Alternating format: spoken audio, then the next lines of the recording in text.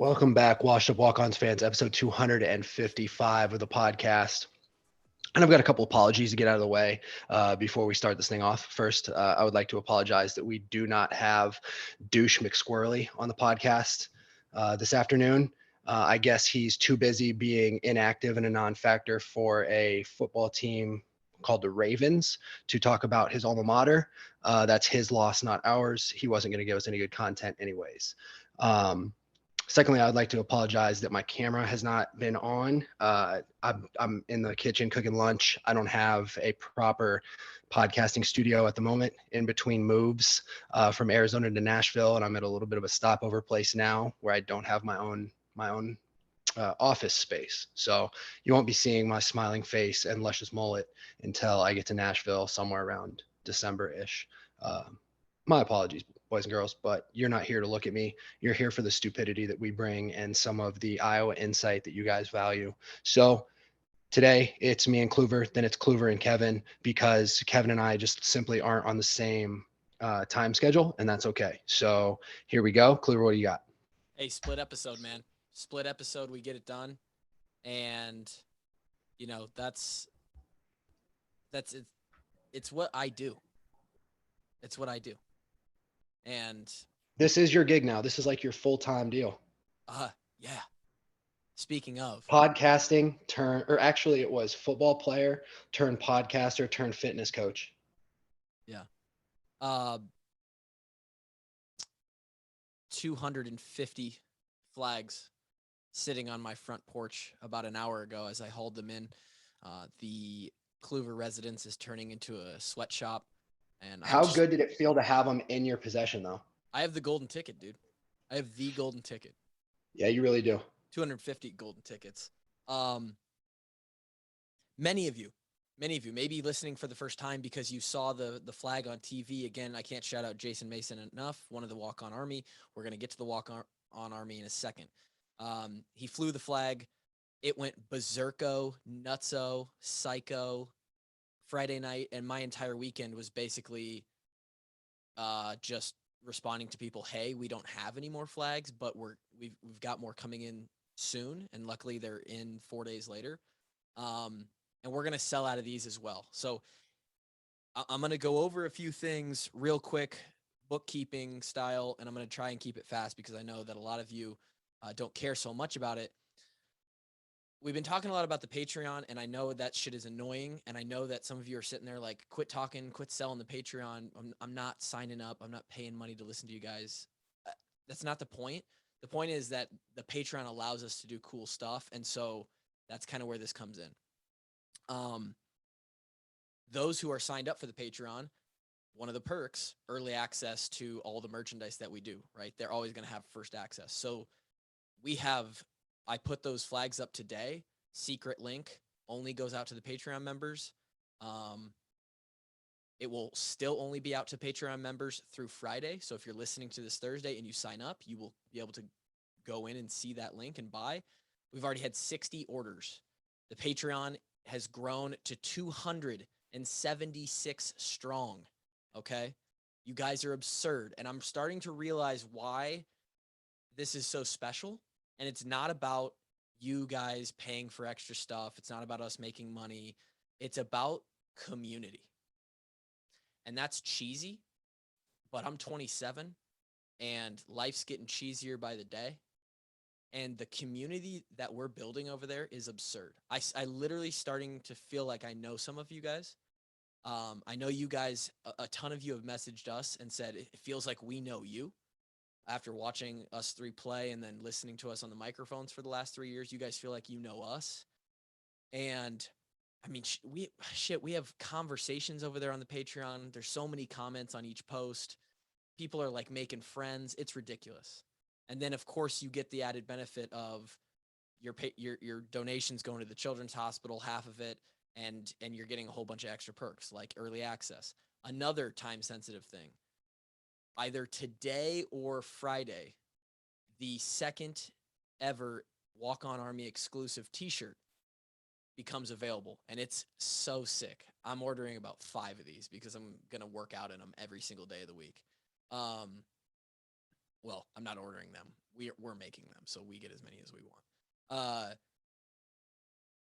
They are going to be made available. They'll be available for about 9 or 10 days, and then they're gone forever. They will never be made again. This design is one time only. So just another thing when you sign up. And then third time sensitive thing that has to do with Patreon is if you do sign up right now through Saturday, through the Penn State game, any sign up through that game is going to count for the sleepers for the NICU fund, the GoFundMe that we've been specifically targeting sounds aggressive, specifically kind of giving our money to. I don't know. I should be better at this. I've done this 255 times. I still can't come up with words. All 100% of donations will go to that fund through the game. And we're pushing, I think we can get to 2,000, which is absurd. Okay, those 3 bookkeeping things. Also, because we've had so many damn signups, again, I usually read the shout outs. You guys are absurd. Bitsy, Chris, Jesse, Patrick, Kenyon, Chase, Deb, Riley, Steve, Wendy, Randy, Sean. You guys are like 12 of the 70 that have signed up. I'll continue to try and read those off, but thank you guys so much for becoming part of the family. That being said, we consider everybody family around here, except for, what's his face? McSwirly? What'd you call him? Trice McSwirly? I don't know what you called his ass. We were not able to get McSorley. It's douche McSquirrely. I would like to. I don't know why my thing wouldn't unmute when I hit the space bar. I was like hammering the space bar, like yelling at you, and it just wouldn't unmute. Yeah. Douche McSwirly. He was he didn't respond to the Instagram message or the Twitter DM. So I honestly, the one we were going to try and get him on the podcast, and for Hawkeye Nation and everybody that had to watch what happened to us in 2017, we were going to call him names live. And that was really why we wanted to bring him on. So you have me and Drake, the Drake and Tyler show, otherwise known as the Oil Spill Podcast. I've got some questions for Drake tonight. Like we said, it's going to be a split episode. So I think this is how I'm going to go about it. Drake, I'm going to ask you these questions. They're really good questions submitted by one of the fans, one of the listeners, Tim Allen on Twitter. Usually questions are okay. He hit us with some pretty good ones and pretty relevant. First off, Drake, take yourself back to a game of this magnitude, and we didn't play many that were this big. In fact, if you ask around, most people are saying that Iowa hasn't played a game this big since 1v2 in 85. That's how big this game is. It's Penn State week. I have to remind Drake of that because he lives in the dark. He was molded by it, and sometimes he doesn't even know where we're playing or who the opponent is. And everything about me, except for my skin, is pretty damn dark. My humor, my outlook, your heart, my soul. Yeah. So I'm curious what the emotions were that you felt when we, like, during a week, right? Because we've talked about how this is one of those things where you have to manage those emotions, and maybe you didn't feel anything. Maybe you were that cold, dead guy inside. But I know for me that this week when I've been thinking about the game, because I'm going to be in Kinnick, when we played, I would get these, I don't even know what to call it. Honestly, it's like a spidey sense kind of thing, but it's way less cool. I would get these jolts of adrenaline that would shoot through my fingertips when I would like think about the big moments, or think about swarming the field, or think about when we would have to run out for a punt rep or punt alert or any high stress situation. I would get these jolts of like adrenaline that would almost hurt in my hands. And they're just fleeting. They last for a second and then they go away, right? And it's part of for me, it was part of that anxiety, that part of the emotion of the week. Like, you wake up Monday and you know what's in front of you, and you know that you have to put in 3 good days of practice, and that you have to ride around to class on your moped and act like you're not playing in the biggest college football game that's going to be in front of 70,000 people and millions on TV in 6 days. Like, you just have to act like you give a shit about, marketing strategies or like anatomy. And you don't care at all. Like, what were the emotions for you like during big weeks like this? And how did you manage that? Well, I had to get through Tuesday and Wednesday first because Tuesday and Wednesday practices sucked. And like there was 9-on-7 and there was 3rd and 2 and there was probably like And third what, and two and and all tell that shit. And tell go ahead. listeners why that was bad for you.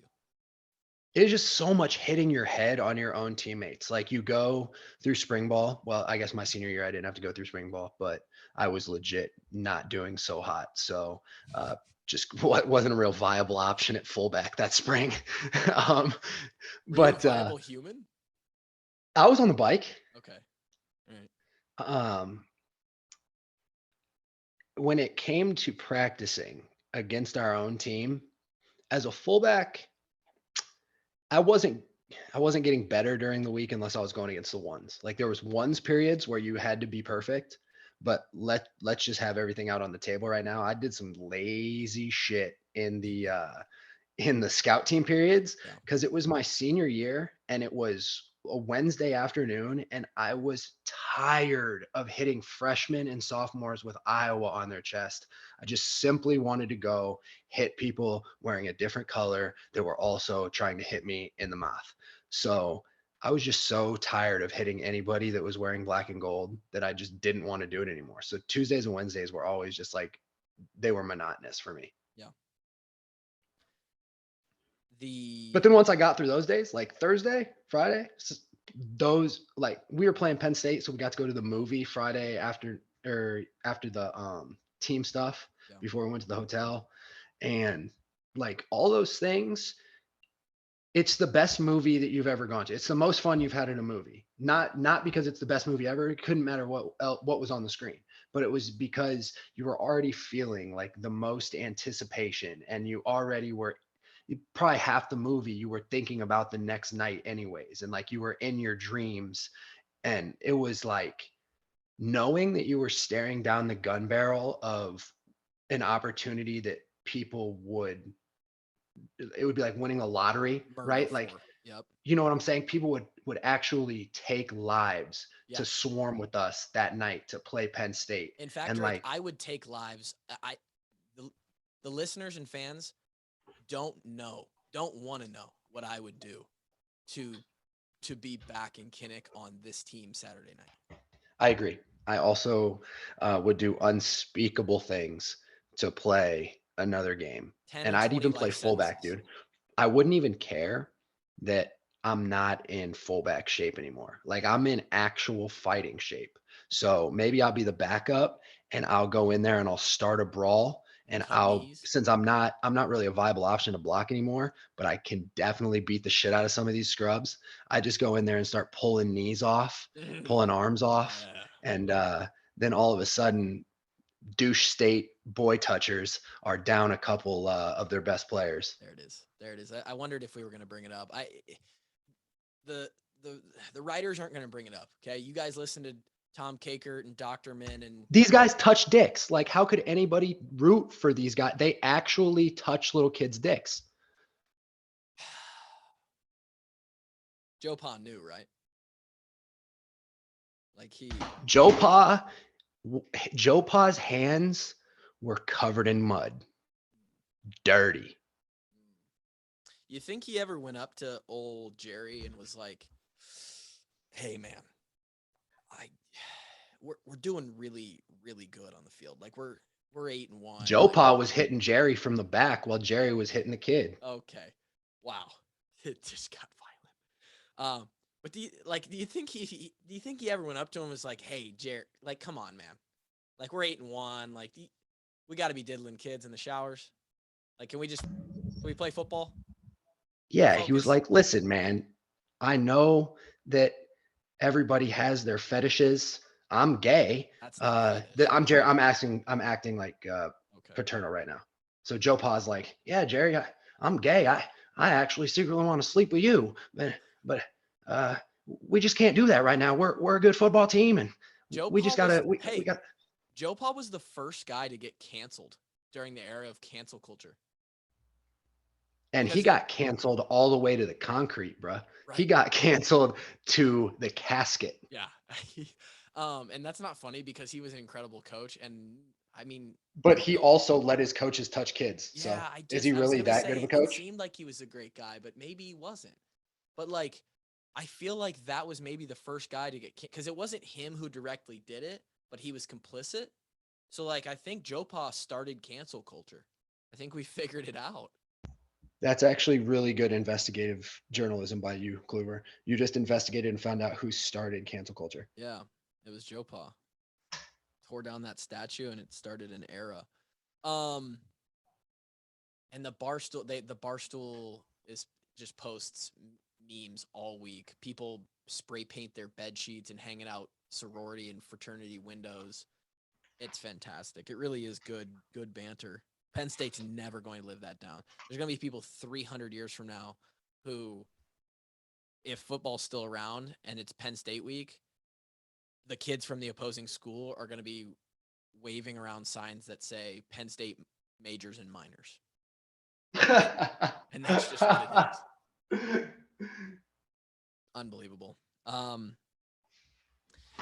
we would get to Thursday, and that was our off day, and that was probably a good day for you, right? Body feel needed it. I can't tell you. So like Wednesday, the feeling that a player who doesn't want to be at practice gets when Wednesday Coach Ferentz brings it up and you Mm. know that you have all the rest of Wednesday to not go to school. You got all of Thursday to not go to school. You got all of Friday for Fast Friday, which means I got a pumpkin spice latte, which put me in the greatest mood because I was a Friday pumpkin spice guy.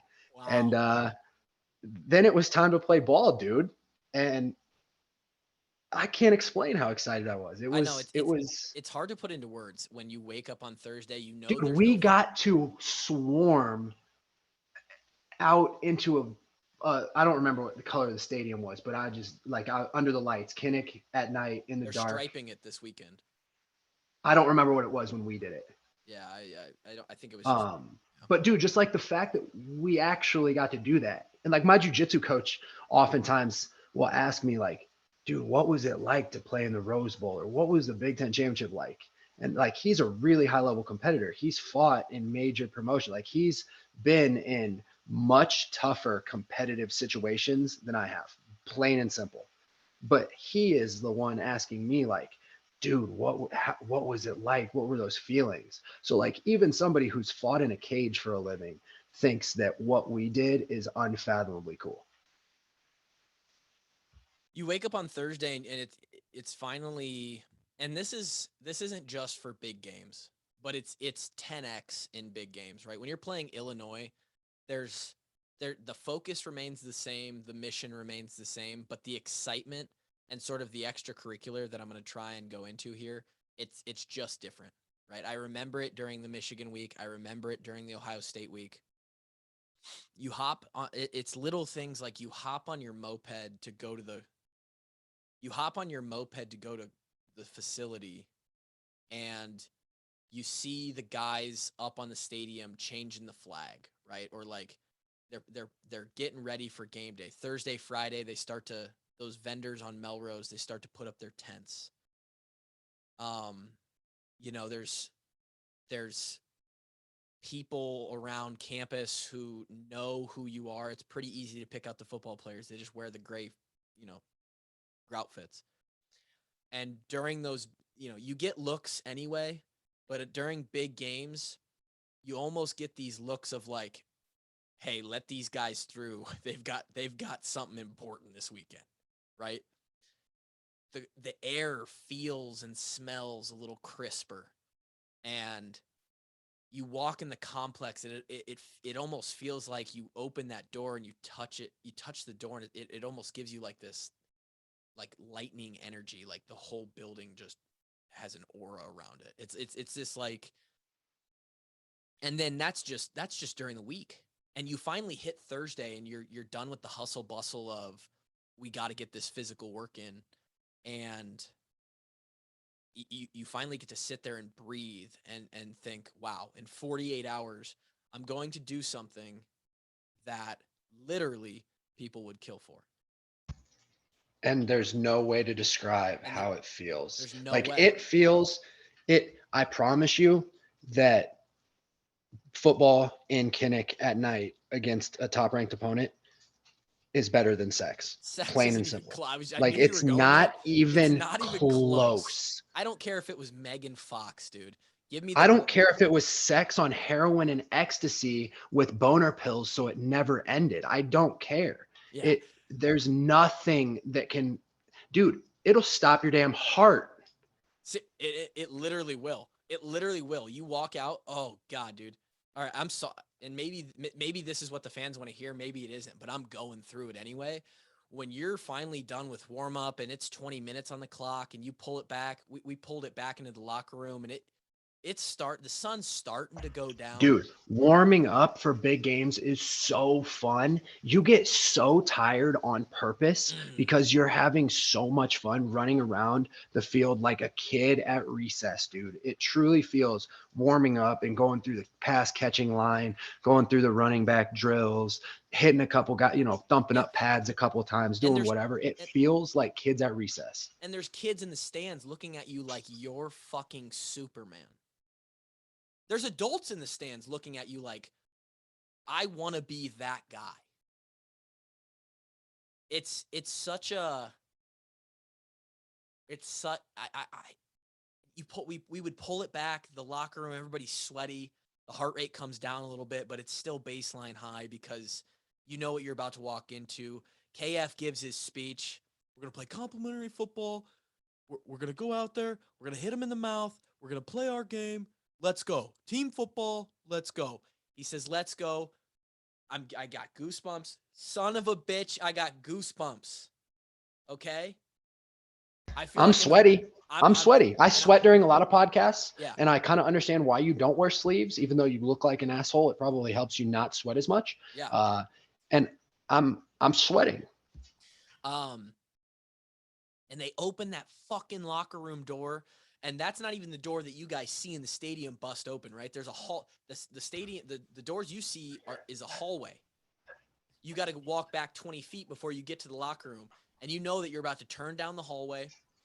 On the inside of that door that we come out of, there's a like a little thing. Break the rock. Yeah, break the rock that we would tap. And for short 5'10" long snappers, you really got to fucking jump up there and get it. And you'd turn that tunnel and you would go into, I would go into like cinema mode, dude. I'm talking feeling leaves the body. You can hear down the tunnel around the corner the echo of feeling definitely leaves the body. just the fucking of the Hey, students. you're $15 deep on this story. I hope you know that.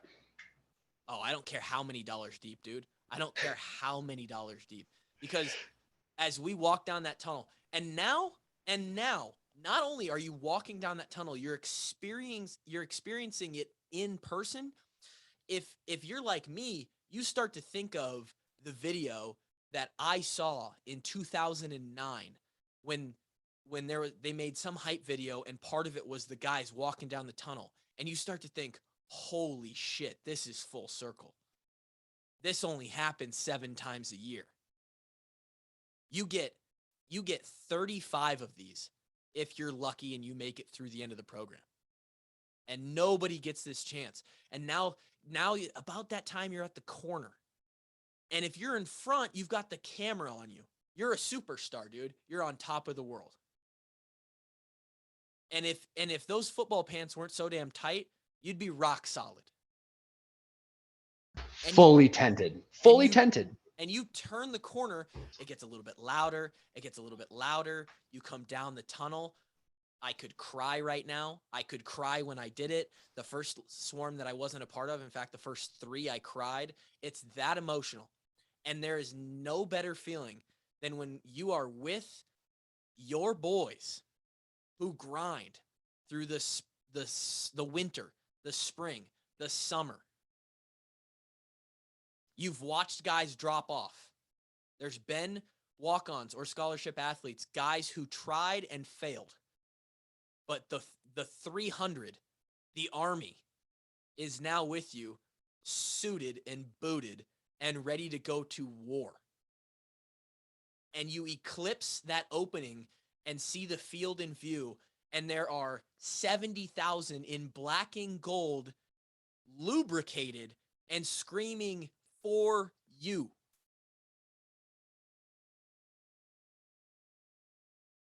There is nothing better. Dude, this podcast story was fantastic. I'd give up This, sex for 5 years if I could be there Saturday night. this was a fantastic little segment we just put together. You could feel this one. I'm a little worked up now. I need to do that more because that's about as close as I could get. That's even maybe closer just reliving it than it is watching it happen. Happy birthday, by the way. 10-6 is good.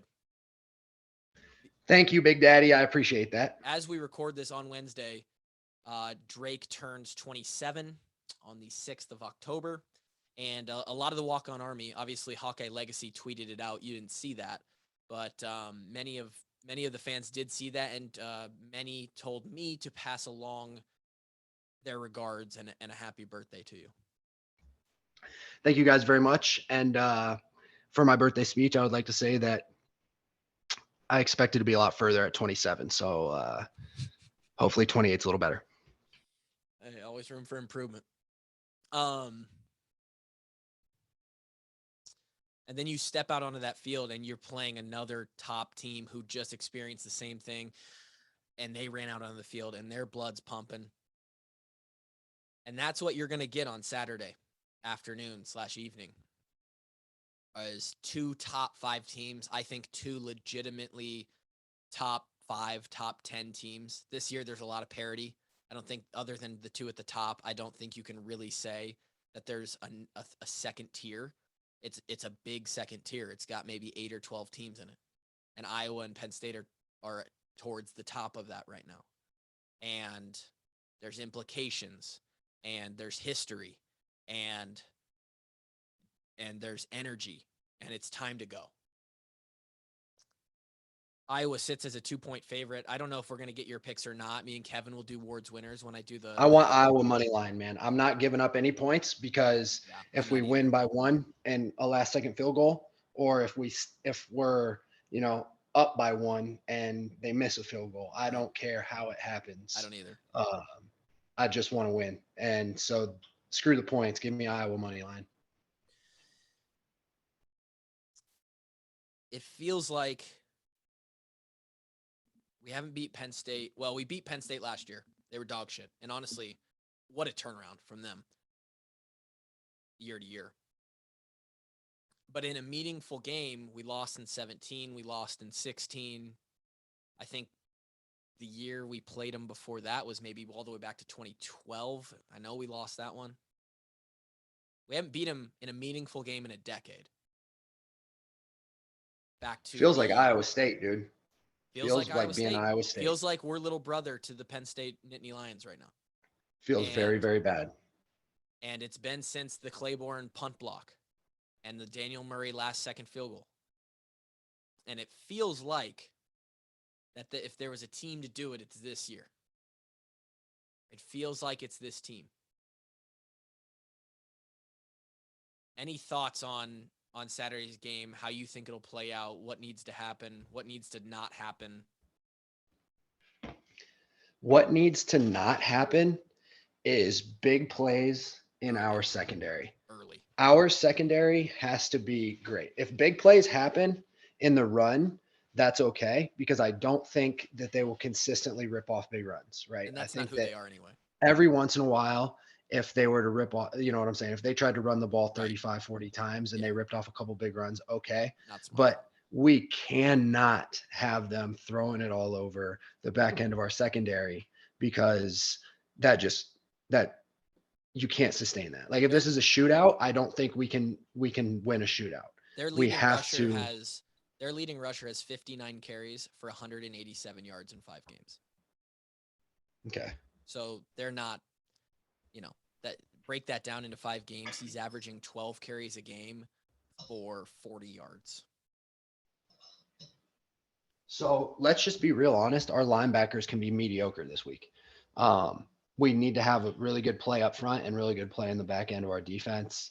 And then as an offense, we just have to win the line of scrimmage. Like that's you probably have heard it as many times. Well, maybe not as many times as I have because sitting in those offensive meetings, you heard it a lot. But literally, the answer is win the line of scrimmage. If Yep. our offensive line builds on what they did last week, then we have a really, really good chance. And if Spencer stays upright in the pocket when he's back there, and he can build confidence on the fact that he's not worried about a Swiss cheese offensive line, then that's great for us as well. But really, it's just dominating up front in the run game, being better than their run defense. That's really what it is. It's our pass defense being better than their passing game and our run defense being better than their or our running game being better than their run defense. Yep. That's really what the game boils down to. Yep. I think we took the right steps against Maryland. Petrus has to have time. He has to have time against this defense because they are good.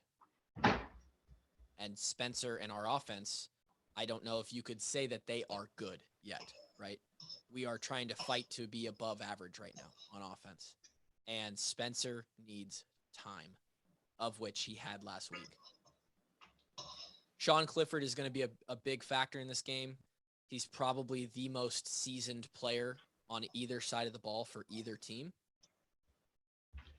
And he's a good quarterback. But he's also been benched. He's gone through adversity for sure.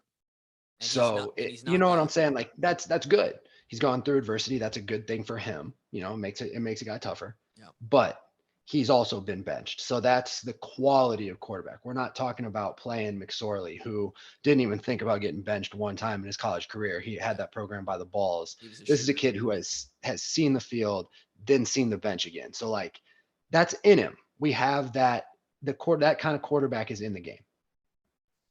Clifford, I'm curious how many rushing yards he has this year because I do think that containing quarterbacks late in a play, let's see here. Stats show me rushing yards. It's not really showing me that.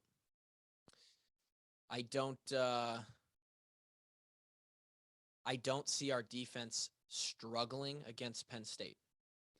I see this as a game that is back and forth.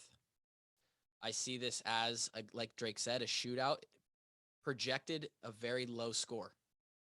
I've seen anywhere from I saw one guy on Twitter who does super analytics into like games, projecting like each team to score like Penn State's projected to score 14 and a half points and Iowa's projected to score like 14. Like I think the over under is probably sitting right around 40 at this point. So is first and foremost, is analytics guy uh the biggest Cheeto finger of all time He or could be, pretty yeah. close? He could Okay. be double fisting Cheeto bags. I'm not sure. Let me go back to Vegas and just see where this line's currently sitting as we record this. It Um, started at like 43 and we'll see where it's bet down to. yeah, opened at 42 and a half. It currently sits at 40 and a half, and Iowa minus 1.5. Yikes. It's going to be a dogfight, dude. It's going to be a dogfight. I want nothing more. I want nothing more than this team to win this game. Yeah, I mean, I And here's really, really, yeah. really want to win this game as And well. here's the deal. If we win this game, not only do we have that confidence, even if we just play well in this game, we could lose this game and play well and still feel confident. There's no doubt. And we play a close game, we're still going to be a top 10 team. Losing is not the objective. We win this game, you can get online, start searching for ticks because Indy has black and gold creeping in But fast. guess what? You can't have 6 of the tickets because we already got them. That's correct. That's correct. We have done what we have committed the ultimate sin and looked way too far ahead since we are now the noise and we are the washed up walk-ons are prepared to be in Yeah, Indiana. guy. It's just called being prepared. It's just making sure that you're there for your squad, man. Yep. Yep. Um, It's betting on yourself. you're right. You're right. And I think this is the kind of team that bets on themselves. Dude, I love the swagger of this team.